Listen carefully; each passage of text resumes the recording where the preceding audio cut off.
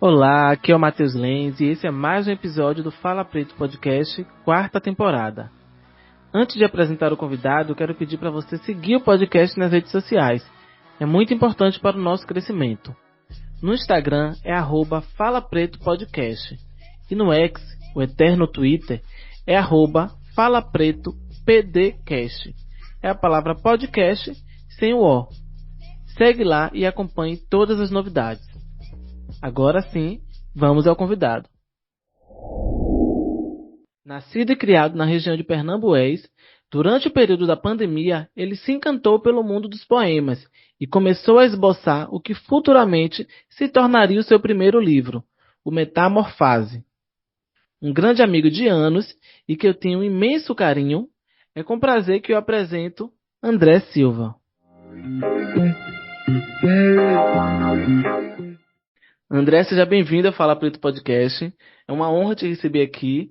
Eu fiz uma breve apresentação sobre você, mas nada melhor do que você mesmo se apresentar para a galera. Então, como já é de costume, por favor, se apresente para a galera do Fala Preto Podcast. Olá pessoal do Fala Preto Podcast, eu sou André Silva, também conhecido como Deco Silva, sou autor do livro Metamorfase, sou aqui de Salvador, Bahia, eu tenho 25 anos e estou muito feliz de estar nesse momento com vocês. Estou muito feliz por esse bate-papo. Então vamos começar. Você é nascido no bairro de Pernambués, ali perto da região do Detran, mas me conta um pouco sobre o André. Como cresceu o André, como foi criado, o que gostava de fazer na infância. Conta um pouquinho. Eu sempre fui uma criança muito brincalhona, gostava muito de desenhar nas paredes, eu acho que esse foi o primeiro momento com a arte. Hoje eu escrevo, né, então desenhar foi o meu início, vamos dizer assim. Gostava muito de dar risada, mas amo ainda dar risada, né? Quem não gosta de rir, quem não gosta de escutar o barulho da risada, isso lembra que a gente está vivo, isso é muito importante. De modo geral, descobri falando já um pouco sobre a escrita, já na fase adulta, mas eu acho que a arte sempre permeou dentro de mim. Então, é sobre acreditar em si mesmo. Você lembra quando você começou a ter contato com a poesia? Quando você teve essa proximidade com a escrita? Sim, sim. Isso veio de leitura. Teve um período que eu comecei a ler muitos livros. Comecei com distopias, eu estava adorando distopias, aí depois eu me mudei um pouco para a poesia. E nisso eu encontrei uma autora que é a Riane Leão, que é a minha inspiração, é a minha autora preferida, e ela escreve poemas. E isso me motivou a escrever. Então, todo esse contato com a literatura despertou essa minha vontade de escrever como um processo pessoal. Como mais um desabafo, né? Uma coisa que vem de dentro para fora, Isso. né? Você lembra qual foi o seu primeiro poema? Não exatamente porque, assim, primeiro eu comecei escrevendo frases.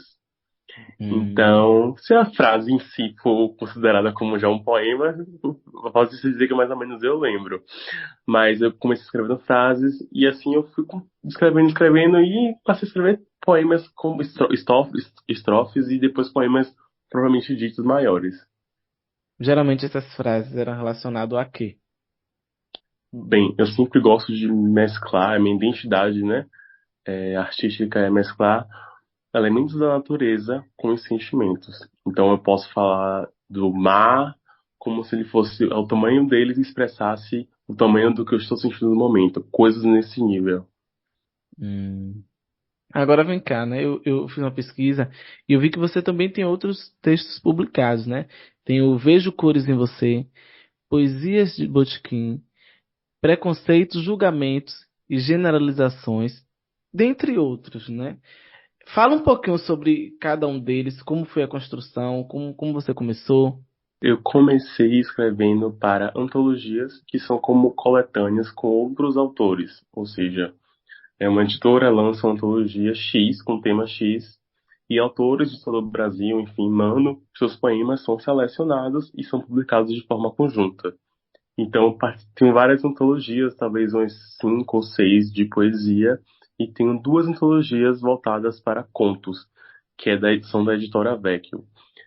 Lembrando que, além disso, tem algumas premiações, como o da Regiane Aquino, a premiação de concurso, né? De poema, e agora, né, com o livro completo. Que é uma construção, né? Comecei com antologias, me joguei um pouco ali nos contos, e depois, agora criei, estou com meu livro.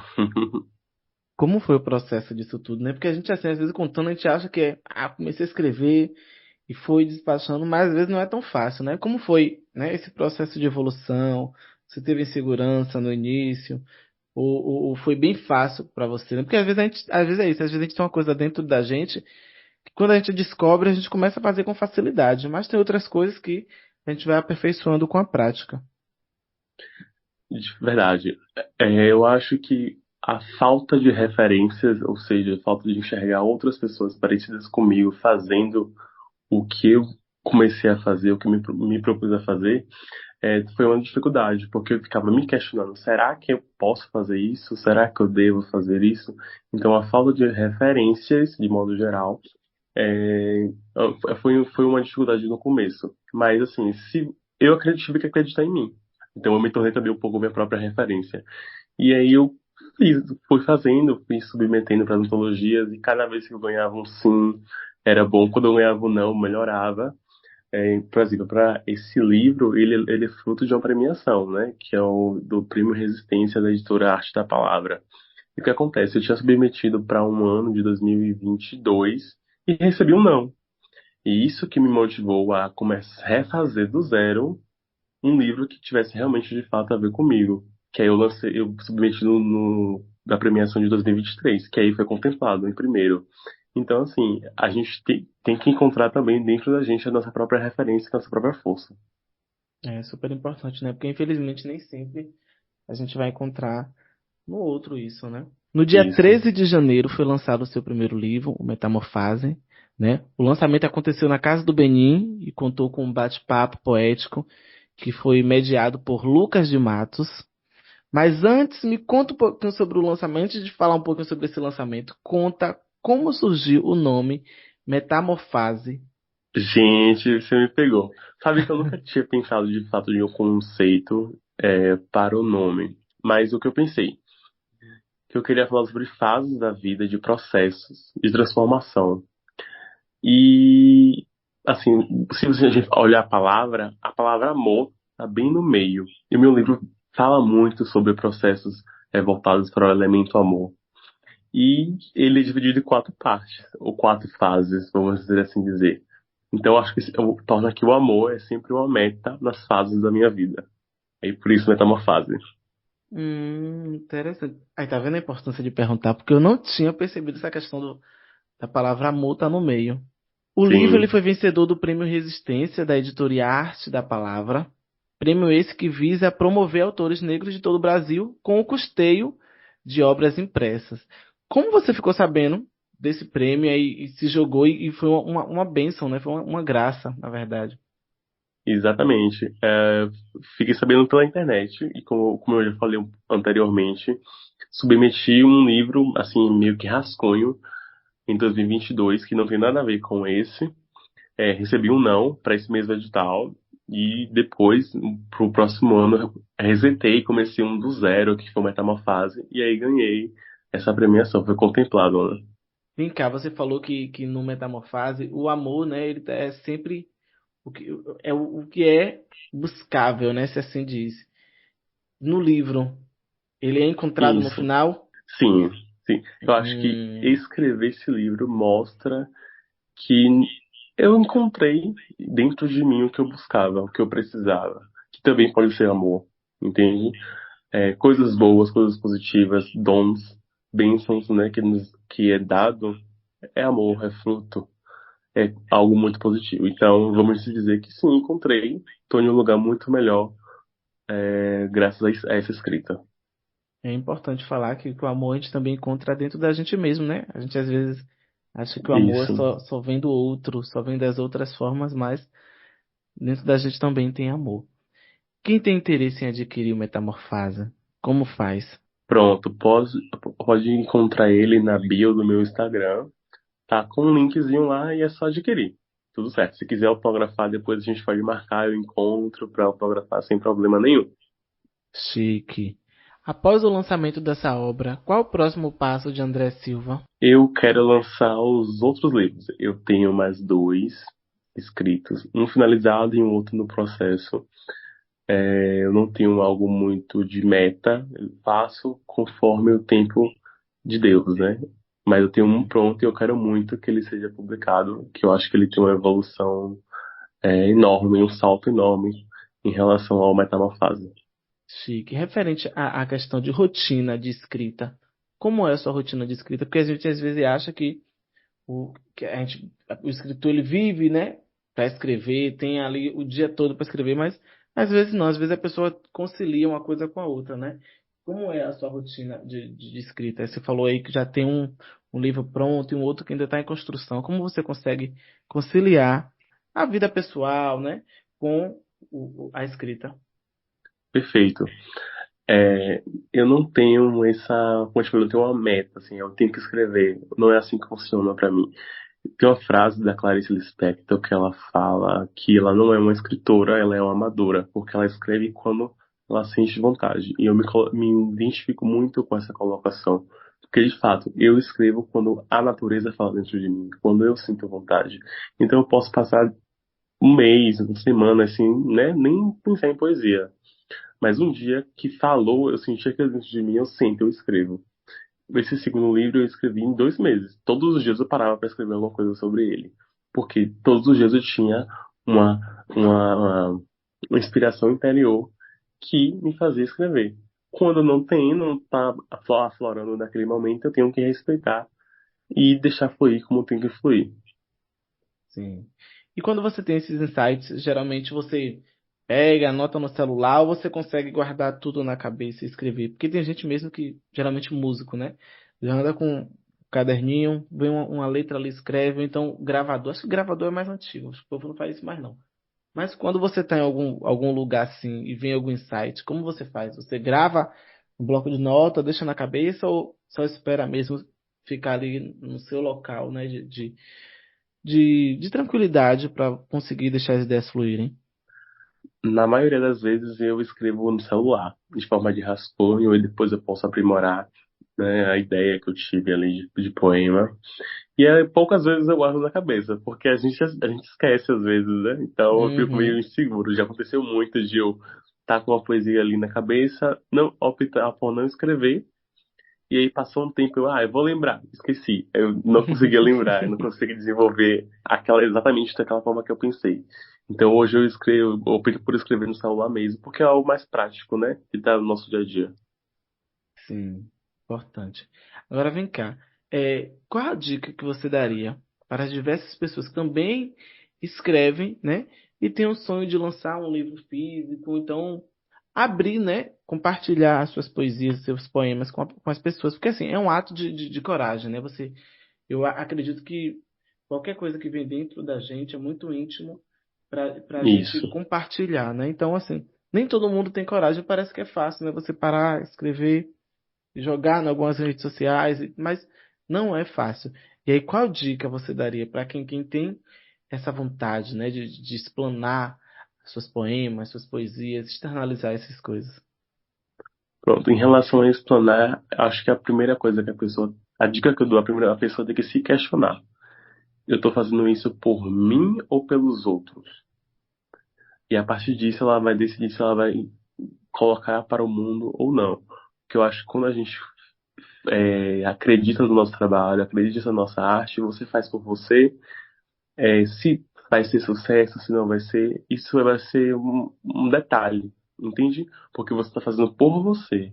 Agora, quando você faz para os outros com objetivos terceiros, às vezes pode te gerar uma frustração. Então, eu acho que o meu conselho seria, se for fazer, faça por você, porque vai ser mais delicioso. Massa, e realmente é importante. Ainda falando sobre o Metamorfose, como foi a recepção da sua família, de seus amigos, ao saber que você ia lançar um livro de poesia? Foi tudo muito lindo, foi tudo muito incrível. E tive um apoio muito, muito presente, assim, dos meus amigos. Inclusive, alguns deles, que é Maria Luísa, o Thiago.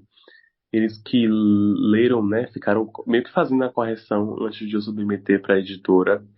Eles davam feedback do que podia melhorar, do que não podia. Então, assim, de modo geral, eu me senti aplaudido por pessoas que gostam de mim. Então, isso motiva ainda mais a escrever, a querer publicar mais livros e etc.